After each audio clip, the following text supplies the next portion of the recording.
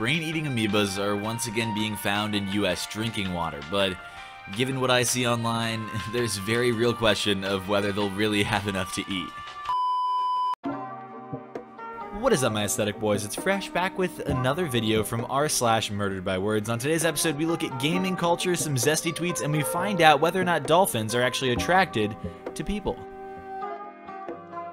My daughter does not want to have children, which makes me very disappointed in her.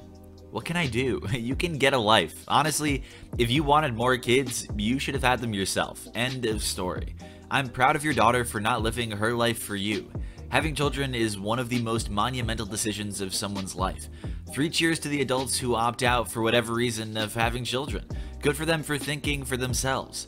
Get a hobby, adopt a dog, look in the mirror and realize your daughter is most likely disappointed in you. R.I.P. jokes. Oh, condolences. I didn't even know you knew them. Okay, to be fair though, Mark Maron, funny fucking guy. Grown-ass men that play video games, ask yourself this. When's the last time you've been laid? In translation, why are you content enjoying yourself instead of defining your self-worth based on pleasing other people like I work so hard to do every moment of every day because I live in constant fear of losing their approval? Okay, let's be honest for a quick sec. Nerd culture is no longer subculture. Those people who play video games, they represent the majority.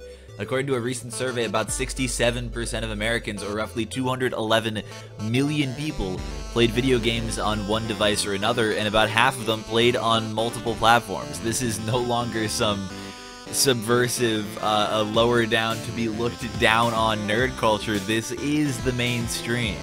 And you want to know why? It's because video games are cool, man. Imagine grinding, putting in the hard work, and then someone gets it gifted to them. Yikes. Yeah, imagine buying a house and then someone gifts a house to a homeless person. Who's the bigger dick? The person who gives a homeless person a house, or the person complaining about a homeless person getting a house? Daily reminder, what other people do or don't get literally has no impact on you. Zero. None. That's just you being upset over nothing. They are getting a home. They are getting to improve themselves. Be happy that they now have an opportunity to work as well. I have never understood how people can get upset about other human beings getting help. You give off MDE, micro dick energy. Yeah, and you give off a gravitational pull, you fat f***. Whoa.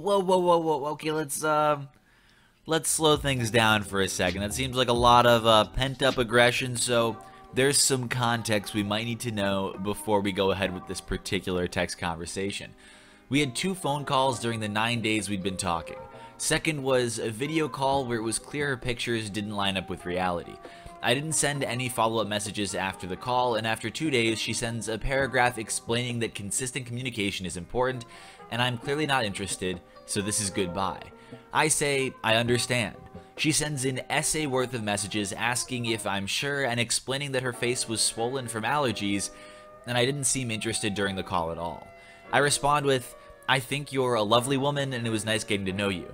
If I'm being honest, jumping to quitting off lack of communication without attempting to communicate doesn't send the best message, but I feel like the person you need isn't something I can provide. I'm sorry. She unmatched on the app afterwards, and by the next morning I unfollowed her main Instagram because why would I stay connected? Also her Instagram story. She somehow realized I'd unfollowed her within 20 minutes of the fact, asked me why I unfollowed her. I said I felt bad continuing to follow you and figured you'd prefer I didn't. She asked why I'd feel bad. I say because I feel like I let you down. She sends another paragraph acting bemused that I'd feel bad since we don't know each other, she wasn't even upset, and some other shit I can't remember. I ignore it. 1 day later, she adds, don't feel bad, I have options. You don't. You're just a super tiny guy with a drug habit. Note, because I smoke weed sometimes. Maybe you should go back to therapy. All the best. So I said, wow, I really dodged a bullet. You need help, and blocked her. Then, this happened. You give off MDE, micro dick energy, and you give off a gravitational pull, you fat fuck. What kind of allergic reaction adds 50 pounds? But yeah, go ahead and tell me how I need therapy while you're passing every selfie through 3 filters or covering your face with an emoji like some catfish that can't be bothered to find a more attractive woman to impersonate. Bitch, you need to see a personal trainer or a nutritionist, or continue tour marathon of a pity party through your IG story, or continue your creative writing exercises to a guy you've barely communicated with for a week, even though it's no big deal to you. I wanted to be delicate with you because you were clearly too fragile for some honest feedback, but seeing as how you already have a big appetite, why don't you go ahead and eat a bag of dicks? Okay, now this is a lot to unpack from both sides. Normally during a Murdered by Words post, there is a clear and direct line of said murder. He who murders saying something to the murderee, if that's even a word, but this one is just an absolute shit show. I believe this post started off actually on r/nicegirls and got cross-posted to Murdered by Words, and while this girl is definitely exhibiting nice girl type behavior, what a fucking response from OP here. For all of his talk about the girl writing essays to a guy she barely knows, he let a dumb insult really get under his skin. This is two people with serious insecurities just struggling through modern dating, and I can't lie, it's a bit hard to watch. If anything, responding to an MDE joke with that text is like peak micro dick energy. The only thing we want going viral is this tweet, hashtag wear a mask. My body, my choice. That's like saying my car, my choice, then going 100 miles per hour in a school zone and killing all of the kids. The fact that there's anyone still confused that you wear a mask to protect other people is just beyond me. Nothing is scarier than Disney World in the 1940s. Oh, that is... I don't know, the kid's face says it all. I wouldn't want to meet those characters either. But maybe Germany in the 1940s is scary. I guess he's not wrong. I mean, Disney World in the 1940s was pretty scary though, because it was swamp and would continue to be swamp for the next 25 some odd years. It was not built yet. Oh, I bet they meant Disneyland in California, which in the 1940s was, oh, it was orange groves. Spooky, I guess. But in all honesty, the pure bluntness and directness of this response reminds me of a classic Family Feud answer. Something that can kill a lively party. A gun. Does anyone but me believe many forest fires are intentionally started to back the claim of global warming? Forest has one R and fires is plural, not possessive, but other than that, I'd totally take your opinion over a peer-reviewed scientific journal produced following decades of advanced study by a career professional. Also entirely in no way related to the post, but nice. This is how people steal money, by suing corporations over nonsense, just like that lady who sued McDonald's for spilling coffee all over her dumb ass. Well, McDonald's served their coffee at 190 degrees, which is hot enough to leave 3rd degree burns in just 3 seconds of contact with skin. They knew this and decided to serve the coffee at 190 degrees because it had a longer shelf life than serving it at the standard 160 degrees. They calculated that burn-related lawsuits would cost less than just wasting coffee that wasn't good anymore. They risked people getting deadly burns to save money. And when the big lawsuit happened, they slandered the victim, who had 3rd degree burns on 16% of her body and nearly died from shock. They painted her out to be dumb for not realizing that coffee would be hot and made it seem like a frivolous lawsuit of someone who was trying to scam them.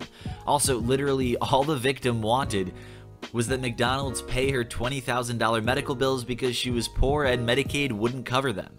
Then the media made her out to be a greedy scammer, and this was after McDonald's had 700 burn-related lawsuits from the previous decade.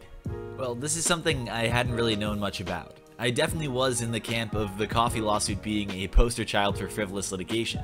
While there are a couple factual inaccuracies in this post, like the fact that she only received 3rd degree burns on 6% of her body and lesser burns across 16%, this was a 79-year-old woman who was in the hospital for over a week and had to undergo skin grafts plus years of treatment after, who was just looking for her medical bills to be covered.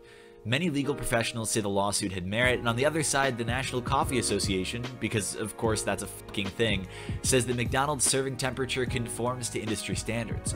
I think the larger point is that over the course of this case and in the decades since, major corporations have used their money and clout to adapt the narrative on personal injury lawsuits to one that suits them.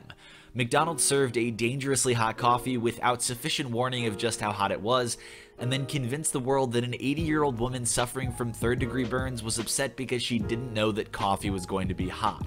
The story spread fast, and as more organizations picked it up, more details were dropped from the verdict. What started as a jury decision on comparative negligence turned into a public lampooning of an old woman who just wanted to pay her medical bills. Dear atheists, how is it that cavemen survived the asteroid but the dinosaurs didn't? Well, social distancing. They stayed 65 million years apart. Did you know? Swimming with dolphins is super dangerous because they will try to have sex with you and you will drown in the process. Well, this is generally not true. Tens of thousands of people have fairly close, within legal boundaries, interacted with wild dolphins every year, and there are only a handful of reported incidents. I have swam with dolphins off the coast of Zanzibar. No interspecies sex was attempted, not even a little flirting. Just a wonderful and special experience. Yeah, even the dolphins probably have standards. The original post on this, the did you know fun fact bit, is literally just a bit from Mean Girls. If you go swimming with dolphins, they will have sex with you and you will die. Please give us further comments and or improvement suggestions. Well, the agent that helped me was fantastic, helpful, quick, and very apologetic. This excellent agent, however, was massively overshadowed by the horrendous experience given by your support network.